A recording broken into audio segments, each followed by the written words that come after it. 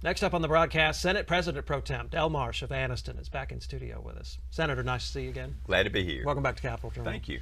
Senator, the vote on the gas tax in the Senate this week went rather smoothly. Did you expect it to go that smoothly? You know, I really did, Don. We had over 80% participation and support of that, bipartisan. This project, if you will, or issue has been talked about for years, and through the Pro Tem's office for the last, I guess, year and couple of months, we've had over 31 meetings to discuss what infrastructure should look like in the state of Alabama and how to deal with that. So everybody was well prepared. They had the proper information to make decisions, and because of that, it was a fairly smooth process. The whole special session seemed to be a fairly well-oiled machine. Is that how you look at it? Yeah, it really was, but it wasn't rushed. You know, a lot of people say, oh, they're rushing this through. I mean, 31 meetings over a year and 2 months, that's a lot of participation from senators, House members, people from the governor's office, everyone to talk about what the infrastructure needs of the state are for the future, and those were addressed in this legislation. You supported this legislation. I believe you've called it transformational, right? It really is. I mean, listen, nobody likes taxes. I get it. I don't like them. But we've done some good things in the state of Alabama that's put us in a position to address this.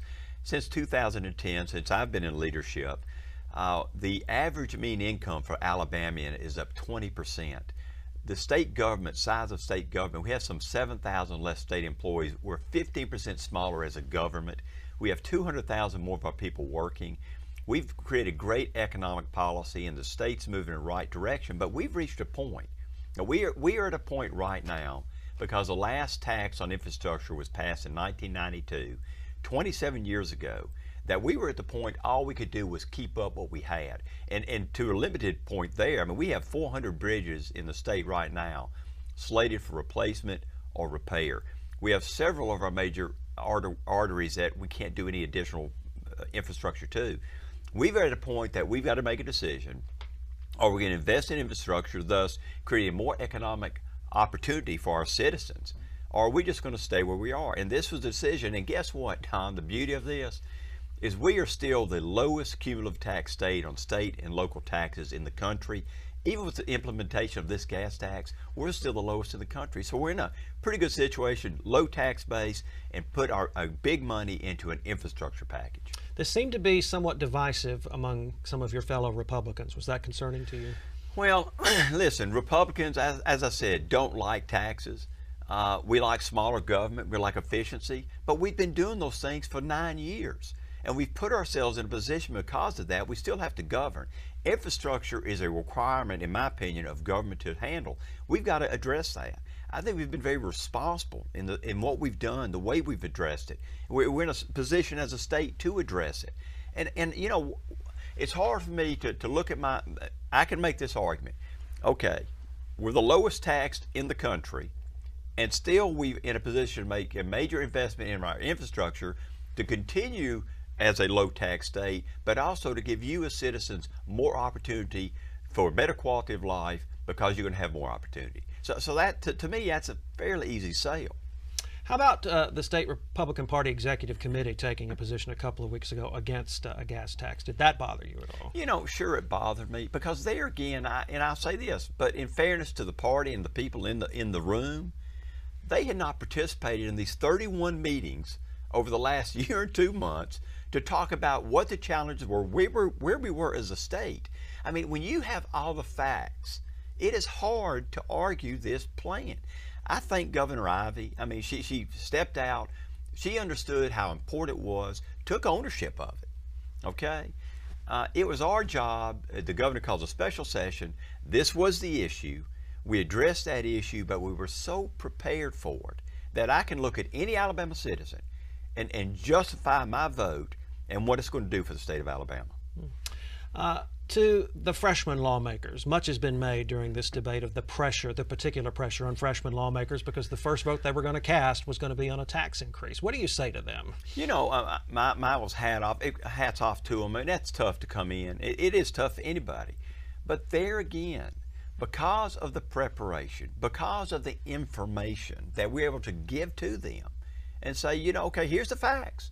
And they were able to go back to their constituents. And by the way, That's one reason I took the weekend off. You know, there was talk about rushing this thing through, which it wasn't rushed. The House got it to us last Friday.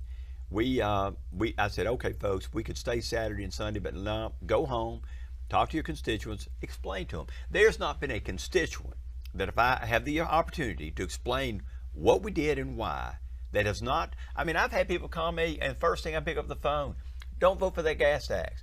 And when I gave them the 5-minute explanation of where we were, they said, Senator Marsh, I stand corrected, I support that.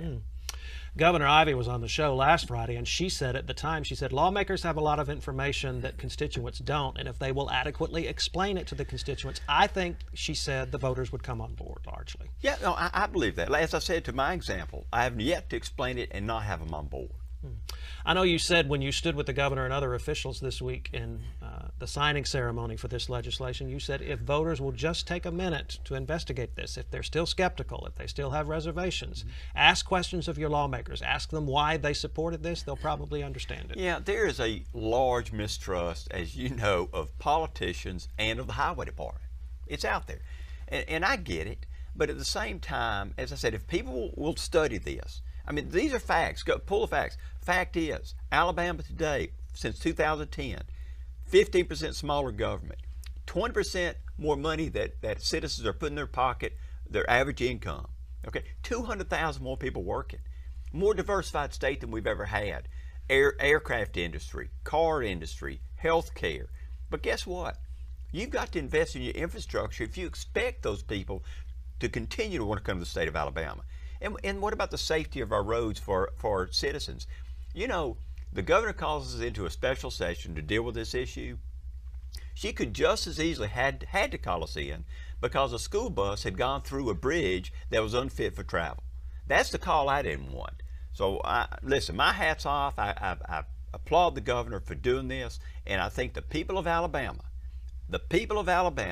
are going to be better off because of this legislation. I just have to say that. Senator, back to the Republican concerns over this issue and how Republicans inherently have a hard time with tax increases. The pushback from opponents who were against this from the get-go have labeled you and other Republicans who voted for the gas tax fake Republicans and have called you betraying your party and your principles. What do you say to those critics? Well, I go back. How can I be a fake Republican when I've downsized government under my leadership as pro tem 15%? Created 200,000 more jobs, have the lowest cumulative tax in the country, and will continue to have it even after full implementation of this gas tax. What else can I do? I mean, I think I'm being extremely responsible. Those core values of Republicans were addressed first, and then guess what? We have to address infrastructure.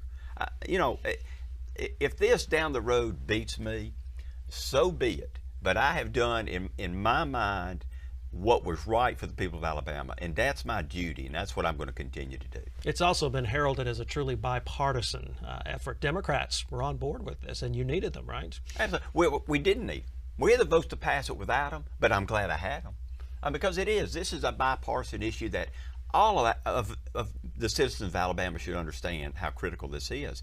They understood it. They didn't play politics with this, and I complimented Minority Leader Bobby Singleton for the fact that he did not play that game.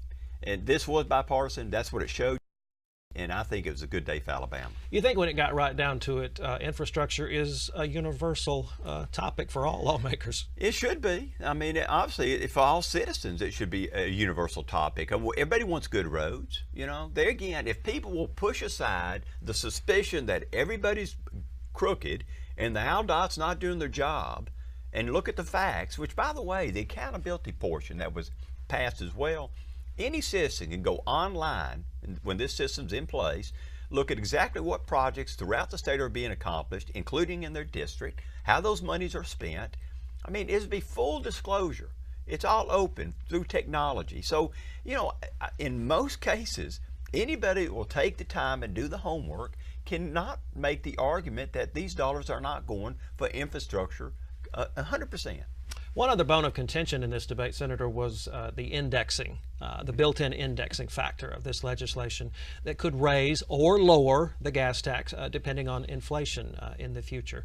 Some felt that that was going to be an unexpected burden to some people, but it's important to point out, don't you think, that it could raise or lower? Yeah, yeah, and let's listen. It's a very conservative index. We chose a very conservative index so that we make sure that it can't go wild one way or the other. Plus, it can't go up more than 1 or down more than 1 cent anyway. It's in the legislation. But what you can look at is history. And if you look at this index since 2003 until today, if this index had been in place from 2003, look, that's history, we look back at that, it would have gone up 1 cent. Wow. Okay, so I mean, this is a very conservative number, but at least it's better than we were in '92 when we passed legislation, and we've gone 27 years with 0 increase. So, you know, I think it's a very reasonable index. History tells you that.